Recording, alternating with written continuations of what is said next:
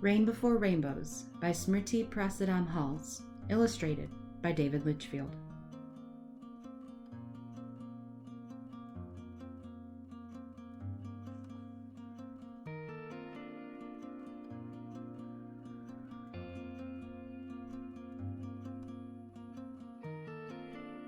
Rain before rainbows, clouds before sun. Night before daybreak, the old day is done.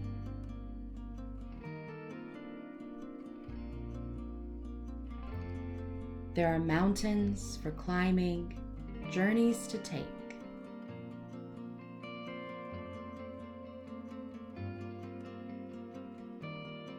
Dreams that are hopeful, decisions to make.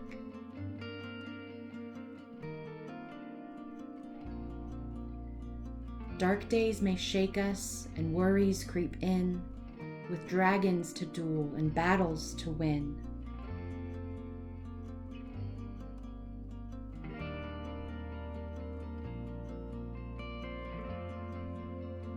Thunder will rumble and lightning will flash. Wind will start blowing and tall waves will crash.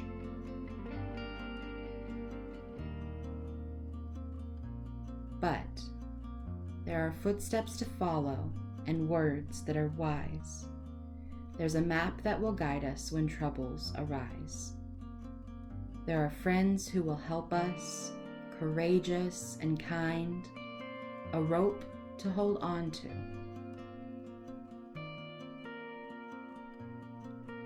And treasure to find.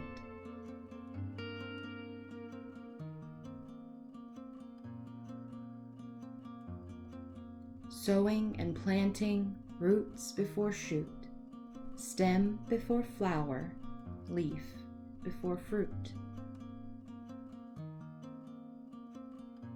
Rain before rainbows, clouds before sun, night before daybreak, a new day's begun. A day full of promise, a day full of light. The morning is breaking, and the morning is bright.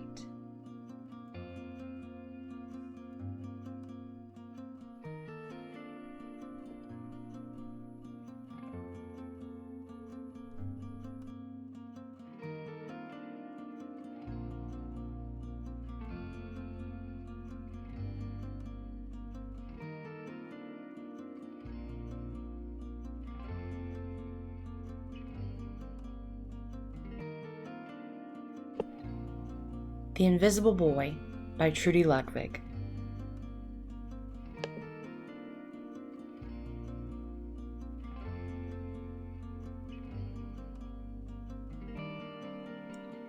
Can you see Brian, the invisible boy?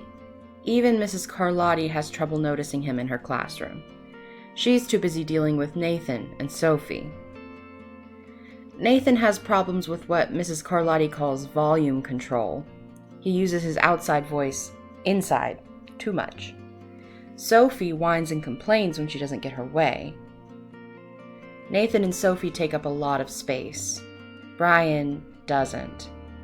When the bell rings for recess, Micah and JT take turns choosing kids for their kickball teams. The best players get picked first, then the best friends of the best players, then the friends of the best friends, and only Brian is left, still waiting and hoping. JT glances in Brian's direction and just as quickly looks away. "We've got enough players for each team," he tells the others. "Let's play ball." In the cafeteria, Madison and her friends talk about her birthday party. "The rope swing over the pool was awesome," says JT. "Yeah, so was the water slide," adds Fiona. "That was the best pool party ever." "I'm so glad you guys had fun," says Madison. Everybody did. Except Brian. He wasn't invited. At choosing time, while the other kids play board games and read, Brian sits at his table doing what he loves to do best.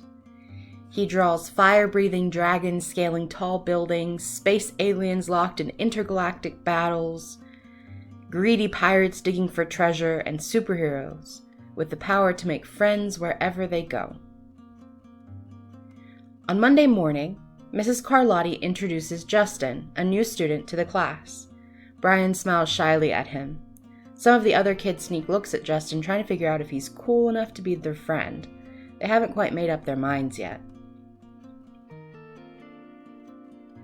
At lunch, Madison and JT watch Justin eat with chopsticks. "What's that?" asks Madison as she points at Justin's food. And the kids laugh.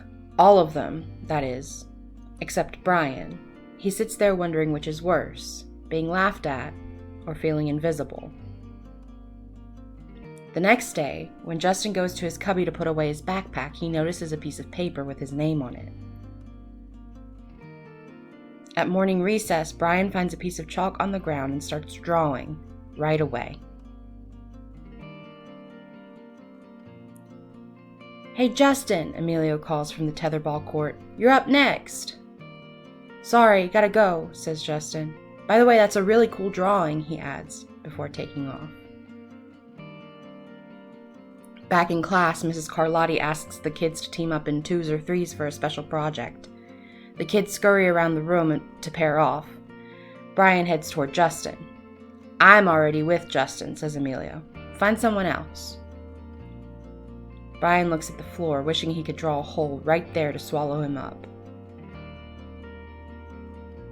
"Mrs. Carlotti said we can have up to 3 people in our group. We're only 2. Come on, Emilio, let him work with us."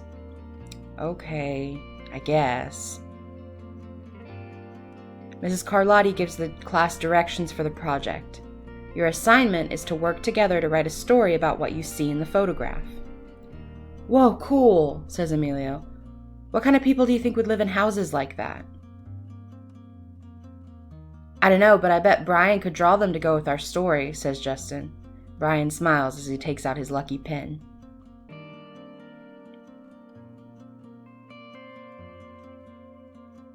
It's lunchtime again, Brian's least favorite part of the day. Another 20 long minutes of kids laughing and talking with everyone else but him. "Brian!" he hears someone shout. "Hey, Brian, over here!" Brian turns and sees Justin waving him over. Emilio nods at Brian as he makes room for him at the table. Maybe, just maybe, Brian's not so invisible after all.